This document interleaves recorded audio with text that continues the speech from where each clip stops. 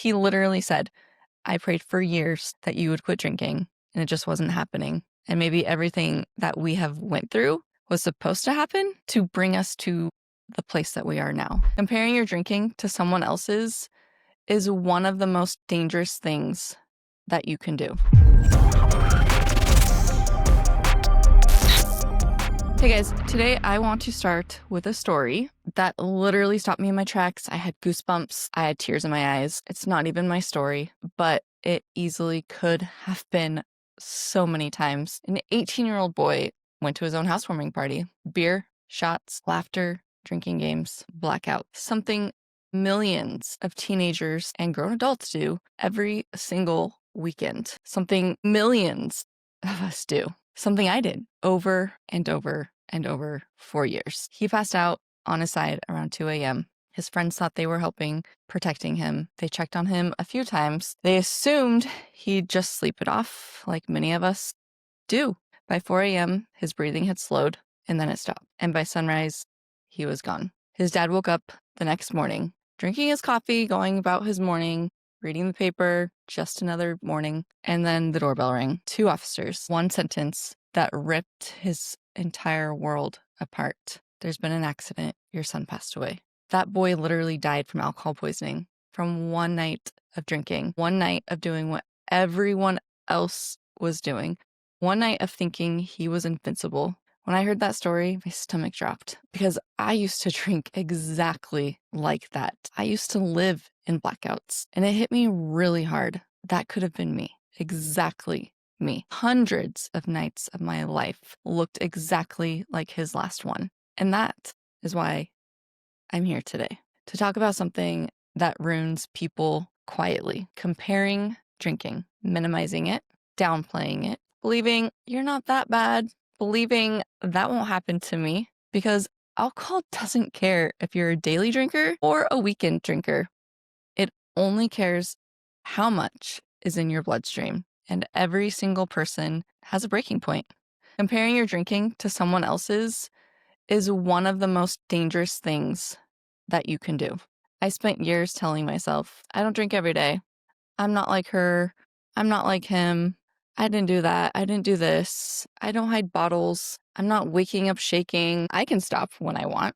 I always told myself that. And you want to know what those thoughts are? Excuses, justifications, delusions, denial dressed up as logic. Most people die from alcohol poisoning from one night, from one binge, from one blackout, are not daily drinkers. They don't look like alcoholics. They don't think they have a problem. They just drink too much in too little time, and their body shuts down. End of story. That 18-year-old boy didn't die because he was an alcoholic. He died because alcohol is a neurotoxin that can kill you long before addiction does. Binge drinking kills more people under 25 than daily drinking. Blackouts increase risk of accidental death by over 700%. That's 700%. And 50% of people who binge drink experience blackouts. I did. I was in that 50%. Every single weekend, anytime I drink, for the most part. Here's my truth and what my drinking actually looked like. This is the part most people don't believe. This is the part people try to minimize. This is the part they say, Megan, you didn't have a real problem. You weren't that bad. You don't know what you're talking about. You don't belong in the sober space. Okay, cool. Let's talk about what I actually did. I blacked out 9 out of 10 times I drank. I would pass out at restaurants. I would pass out at the dinner table, on the couch. I would pass out in bars. That's a pretty dangerous place to pass out. I would puke up blood from really heavy nights of drinking. I would wake up in closets, on floors, out in the chairs, outside, and next to toilets. I threw up in my sleep more than once. I puked all over myself in a car before. At 20, I remember passing out standing up in my kitchen after drinking Black Velvet on the way home from the coast after I had already been to the brewery drinking beer all day long. Probably drank on the way to the coast too. I was the passenger. I remember sipping that bottle like it was yesterday, just thinking I was so cool. And then I got home and wanted the party to continue. And then I got made fun of or picked on and, teased because I passed out literally standing up in the kitchen against the wall. I would wake up bruised way more times than not by hitting things because of my blackout anger. I had really bad rage. I would flip from 0 to 10 really quick. I caused fights. I've said unforgivable things that I don't remember. Put myself in situations where I was completely incoherent, and yet I wake up shameful and regretful and wishing these things never happened. Wish I could erase them from my past, but I can't. I can't change anything from my past. I was who I was when I drank. I've done really terrible things, but I mean, none of that is normal partying. That's not just being young and dumb and fun, whatever. That's not, everyone does it. It was downright dangerous, very self-destructive. That was fatal level drinking. And it's really scary to think back on. I remember being probably 15 or 16, getting picked up by complete strangers with one of my best friends, going to a house I've never been to. There was another guy that we went to high school with, and I remember sitting in the back of this Geo Metro being like, what are we doing? Where are we going? I ended up puking up blood that night. At the time, I just drank too much. And the next morning I was like, I think I had alcohol poisoning. That didn't stop me. I was literally puking up blood in a a house full of random people where I only probably knew 3 people out of probably 30, and only 15 or 16 years old. Passed out in a place that I don't remember. Strangers, older guys than us, and just downright stupid. And I remember just being so hungover and drinking random things that I don't even, oh, this is good. This is strong. Let's see how much I can drink. And then be stuck in the bathroom puking up blood. I don't think that's normal. That's not okay. That's very, very unsafe level of BAC. But I didn't have a problem, right? I was just young. I didn't know what I was doing. Sneaking out many times, doing really stupid things, drinking bottles and shots and beer and putting myself, thankfully, in high school, surprisingly, men were a lot more respectful than they are the older you get. They never touched me in high school. Fast forward to my adult life, that's a whole different story. Let's take advantage of drunk girls because that's the cool thing to do. So when I heard the story of that 18-year-old boy, I didn't think, oh, poor kid. I didn't think, wow, that's sad. Those weren't my only thoughts, because my thought was, oh my gosh, that was me. That was my drinking. That was my pattern. That was my reality. The difference between the two of us is he didn't wake up. I did. Not because I was strong, not because I was more responsible, not because I wasn't as bad. Just luck, just timing, just the right person checking on me, just the wrong night never catching up to me. People think alcohol poisoning is rare. It's not rare. It's underreported. That's what it is. Because families don't want their child labeled as another drunk kid. They hide it. Doctors code it differently. Police reports soften it. But the CDC reports every single day, 6 people die from alcohol poisoning in the United States. Most of these people are not alcoholics. Most of them do not drink daily. Most of them are binge drinkers, exactly like I was. I remember being 15 years old, going to graduation party that year, 2002, and I took 6 shots right off the bat. And I thought I was cool because everybody else was drinking. Thankfully, I was able to go home and my parents were there, because who knows what would have happened. I was 15 years old. It was my first time drinking. I remember puking. I remember it being a fight. I remember just the things that were said. And that was the beginning of my destruction. So many nights were like that. I would try to jump out of cars when I was drinking. I would get mad at the wrong people. Just think of the cops showing up to my door now. And that is what was terrifying. That could have been, my parents getting that knock on the door. Or, now I'm glad that I'm here so I can hopefully prevent the cops showing up to my door with the same information. I could not even imagine. It gives me goosebumps just thinking about it, because so many times I put myself in the exact same situation, and that could have been the cops showing up to my parents' house 4 o'clock, 5 o'clock in the morning. It's really, really, such a tragic situation. No parent should ever have to lose their child. And to alcohol, something that's marketed to the world as celebrating and fun along with all the other things. So in the boy's story, his father wrote a letter imagining what his son would say if he could. And these lines are why I'm making this video. Tell them how dangerous alcohol abuse can be and how it only takes once for terrible things to happen. You guys, it only takes once. Once to black out, once to pass out wrong, once to vomit and suffocate, once to stop breathing, once to not wake up, once to change a family forever. And then he also said in that letter, tell all the kids that what can happen is not cool and that it can happen to them. Not cool, not funny, not normal, not a joke, not harmless. The blackout culture is killing people. House parties are killing people. Just one more is killing people. And then he goes to say, tell them about the pain it brings to family and friends. Tell them so they don't have to find out the hard way. And that wrecked me because the pain that it brings to family and friends is really sad. People don't realize what they're doing to their loved ones. I didn't, my husband said something the other night and I actually almost had a slap in my face because of it. Because I think about my husband, my kids, and then I said I would come home drunk, or just get completely obliterated in my own house. The arguments, the pain I caused, and then the fear he carried. And because what he said recently, and something that I will never forget, he said, I prayed for years that you would quit drinking. I never thought you would be being called the queen of sobriety. Not once. He literally said, I prayed for years that you would quit drinking, and it just wasn't happening. And maybe everything that we have went through was supposed to happen to bring us to the place that we are now. And he just always brings up, I never in a million years thought people would be calling you the queen of sobriety. Because that's when you know that I had a problem, is when my husband has been praying for me for years to quit drinking, and how big of a problem it actually was, thinking that I would never get sober. Because that's when it hit me.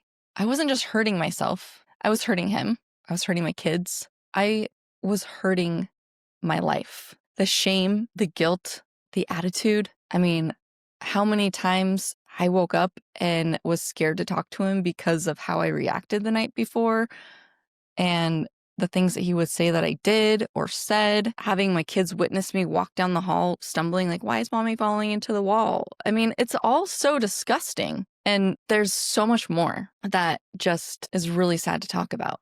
But, I think I've proved that I can be sober. And everything that we had gone through and I have gone through since the age of 15 for 21 years of drinking, it all came to a place here helping so many other people. And maybe I didn't have a liver failure story or a DUI story or a traumatic rock bottom, but my rock bottoms were many rock bottoms, and I never quit drinking. Even though I'd wake up and be like, oh my gosh, no, what happened? What did I say?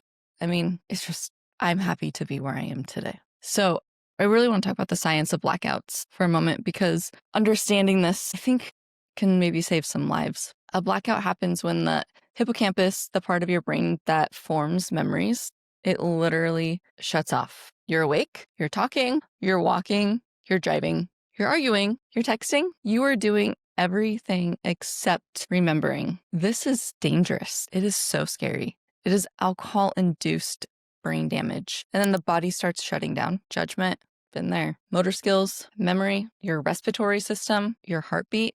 You stop breathing before you stop drinking. That boy's body just stopped, and nobody realized it until it was too late. That is why comparison is deadly, because your body doesn't care if this is your first time drinking in 6 months or your 20th night in a row. It just cares about your blood alcohol level, and everyone has a limit. If I hadn't stopped when I did, I don't think I would be alive right now. I know that sounds dramatic. I know people roll their eyes, but it's true. My drinking was speeding towards a wall, and I was pretending I wasn't in the car. I was functioning.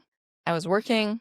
I was a mom. I mean, of course, I was personal trainer, so I was fit and healthy, right? I was social. My life wasn't crumbling, or was it? I was outgoing. I was the fun one. I was the drinker, and I was destroying myself in ways nobody could see. Daily drinking kills slowly. Binge drinking kills suddenly. And I was a binge drinker, which means I lived in a constant roulette game. Will I wake up tomorrow or not? And I did not even realize any of that. That is why we have to stop comparing. I want you to hear this clearly. You don't have to drink every day to have a problem. You don't have to have liver failure to have a problem. You don't have to get a DUI to have a problem. You don't have to hide bottles to have a problem. You don't need rehab to count. You don't need to hit a rock bottom to change. If alcohol is stealing your peace, your dignity, your memories, your safety, that is enough. And if you're scared to ask yourself, do I have a problem? You do. Because people without a problem don't ask that question. The boy's father ended the letter with, "This is Kevin's story. What do you want your story to be?"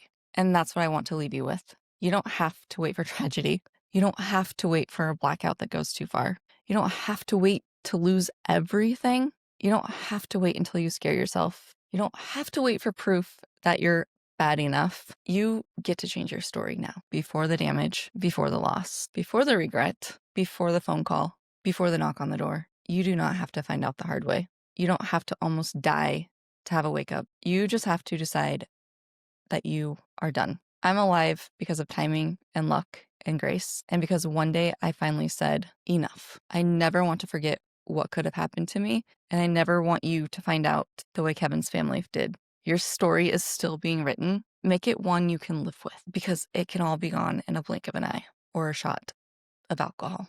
We're literally fooling ourselves if we think that we don't have a problem, but he has a problem or she has a problem. We're fooling ourselves. I'm not that bad. I don't know how many times I have been compared to by some other channels that I'm just a pretty face trying to be in the sober world. I don't have to look like I was drugged through the mud living under a bridge. I don't have to have cirrhosis. I don't have to have something wrong with my kidneys. I don't have to look like a train wreck. I don't have to have lost my family. I was on the way to lose my family. I was on the way to damage my liver and kidneys and my heart and all the other things that come with it. I was on the path of destruction. I am a mom that fell in deeply to the wine culture, and that wasn't the beginning. But drinking does not solve your problems. Thinking that you just drink on the weekends and that's okay, it can go south real quick. If you get behind the wheel after several beers and several shots, you can take your life. But even worse, you can take someone else's family and ruin their life. That is a whole nother ballgame of destruction. I couldn't imagine. I don't know. My husband brought up something the other night and he said, you know how many times that we got away with driving home? It's kind of really, really sad how many times in my younger years that I put myself in a situation where I could have hurt someone else. We have to remember that we are not just hurting ourselves. We are hurting other people. We are hurting our loved ones, the ones close to us. And for all we know, we could hurt other people and ruin their lives because of our drinking decisions. So stop comparing yourself. Stop comparing. I see the comments all the time. Well, my drinking is not as bad as their drinking, so I guess I'm doing pretty good. What a joke. Or, you don't know what an alcoholic really is, Megan. Okay, I abused alcohol and I blacked out. I may not be living under a bridge or just getting out of rehab, but I did make a decision before it was too late for me and for my family. I'm just thankful that I'm here now, and just know that just because you think that you're not as bad as the person on the street, you can be there. You can be there. And that is tragic. Do not let your life end in tragedy. Be the reason you break the generational cycles. Be the reason people look up to you and realize that a sober life is actually a good life. You don't have to use alcohol to cope with everyday life, stress, sadness, happiness, all of the emotions. You get to choose your life, and choosing to live clear-headed and healthy and present and not fearing rock bottom is a much, much better way to live. I really appreciate you guys being here. Thank you for taking the time to watch my videos and subscribing to me and, engaging with me. I really appreciate that. I really appreciate all the emails and all the comments that tell me I've saved their life. And I never once thought I would be here in a sober community, changing people's lives and helping them get sober. Never, ever thought I would be here. And here I am. Your comments, your emails, and your stories all are so inspiring and keep me motivated. I couldn't be here without you guys. So thank you again for being here. I really appreciate it.